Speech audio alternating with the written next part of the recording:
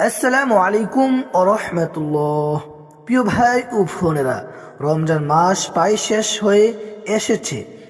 একটু চিন্তা করে দেখুন কত দ্রুত এই রমজান চলে গেল। আমরা অনেকেই ভেবেছিলাম এই রমজানে বেশি বেশি ইবাদত করব, কোরআন শেষ করব, তাহাজ্জুদ পড়ব, গুনাহ থেকে দূরে থাকব। কিন্তু বাস্তবে অনেকেই তা পুরোপুরি করতে পারেনি। তবু হতাশ হওয়ার কিছু নেই, কারণ এখনো আমাদের সামনে আছে রমজানের শেষ 3 দিন ও রাত। এই সময়টা হলো শেষ সুযোগ। কেন শেষ 3 দিন এত গুরুত্বপূর্ণ? রমজানের শেষ সময় আল্লাহর কাছে খুবই প্রিয়।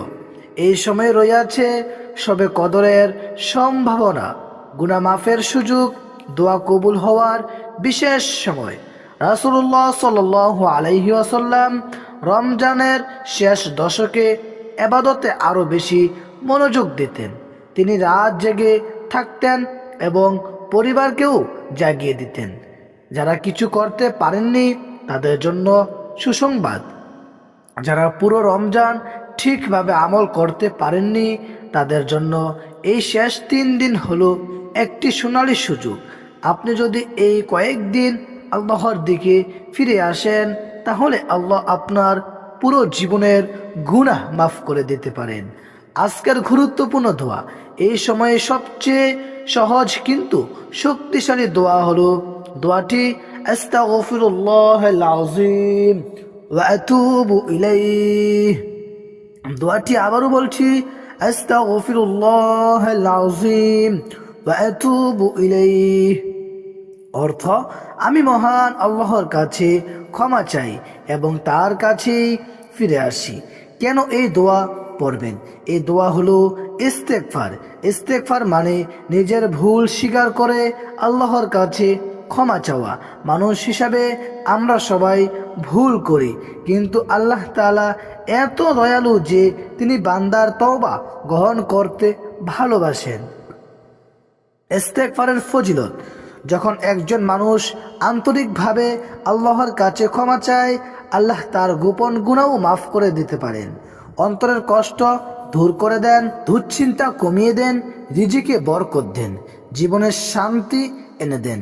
কোরআনে আল্লাহ বলেন, তোমরা তোমাদের রবের কাছে ক্ষমা চাও, তিনি তোমাদের উপর আকাশ থেকে প্রচুর বৃষ্টি বর্ষণ করবেন এবং তোমাদের ধন সম্পদ বৃদ্ধি করবেন। কিভাবে পড়বেন? এই দোয়া পড়ার জন্য কোনো নির্দিষ্ট সময় নেই। আপনি পড়তে পারেন নামাজের পরে, তাহাজ্জুদের সময়ে, সেহরির আগে, ইফতারের আগে অথবা যে কোনো সময়। প্রতিদিন চেষ্টা করুন 100 বার, 200 বার বা যত বেশি পারেন। দোয়ার সাথে কি বলবেন? শুধু এই দোয়া পড়ে থেমে যাবেন না। এরপর আল্লাহর কাছে নিজের ভাষায় দোয়া করুন। বলুন, হে আল্লাহ, আমি অনেক গুনাহ করেছি, আপনি আমাকে ক্ষমা করুন, আমার গোপন গুনাহ মাফ করুন, আমার জীবনের কষ্ট দূর করুন, আমার রিজিকে বরকত দিন, আমাকে হালাল রিজিক দান করুন, আমাকে জান্নাত দান করুন। গুরুত্বপূর্ণ সতর্কতা, একটি বিষয় সবসময় মনে রাখবেন, শুধু দোয়া পড়লেই সব কিছু নিশ্চিত হয়ে যাবে এইভাবে বলা ঠিক না, বরং আন্তরিকভাবে তওবা করতে হবে, গুনাহ ছেড়ে দেওয়ার চেষ্টা করতে হবে, আল্লাহর ওপর ভরসা রাখতে হবে। শেষ 3 দিনের করণীয়, এই সময় চেষ্টা করুন 5 ওয়াক্ত নামাজ ঠিকভাবে পড়তে, তাহাজ্জুদ নামাজ পড়তে, কোরআন তেলাওয়াত করতে, বেশি বেশি জিকির করতে, দান সদকা করতে, আল্লাহর কাছে কান্না করে দোয়া করতে। শেষ কথা, প্রিয় ভাই ও বোনেরা, হয়তো এই রমজানই আমাদের জীবনের শেষ রমজান। হয়তো আগামী বছর আমরা এই রমজান আর পাবো না। তাই এই শেষ দিনকে অবহেলা করবেন না। এই সময়ে আল্লাহর কাছে ফিরে যান। হয়তো এই কয়েকদিনেই আপনার জীবনের সব গুনাহ মাফ হয়ে যাবে। হয়তো এই কয়েকদিনেই আপনার জীবনের সব কষ্ট দূর হয়ে যাবে। আল্লাহ আমাদের সবাইকে রমজানের শেষ সময়ে বরকত পাওয়ার তৌফিক দান করে। প্রিয় সম্মানিত মা ও বোনেরা ও সম্মানিত ভাইরা, আরেকটি দোয়া আমি শিখিয়ে দেই, যে দোয়াটি শিখিয়েছিলেন আমাদের প্রিয় নবী হযরত মুহাম্মদ মুস্তাফা সাল্লাল্লাহু আলাইহি ওয়াসাল্লাম। তিনি হযরত আম্মাজান আয়েশা সিদ্দিকা রাদিয়াল্লাহু তাআলা আনহাকে বলেছিলেন, হে আয়েশা, তুমি যদি শবে কদর পেয়ে যাও তাহলে তুমি একটি দোয়া বেশি বেশি পড়বা।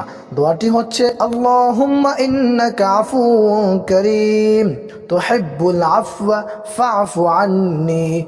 আমরা যদি শবে কদর রাতে এই দোয়াটি বেশি বেশি পড়ি তাহলে আল্লাহ তাআলা আমাদের সকলের গুনাহ মাফ করে দিবেন। দর্শক, ভিডিওটি আপনার উপকারে আসে, ভিডিওটি শেয়ার করে অন্যকেও দেখার সুযোগ করে দিবেন। আসসালামু আলাইকুম, আল্লাহ হাফেজ।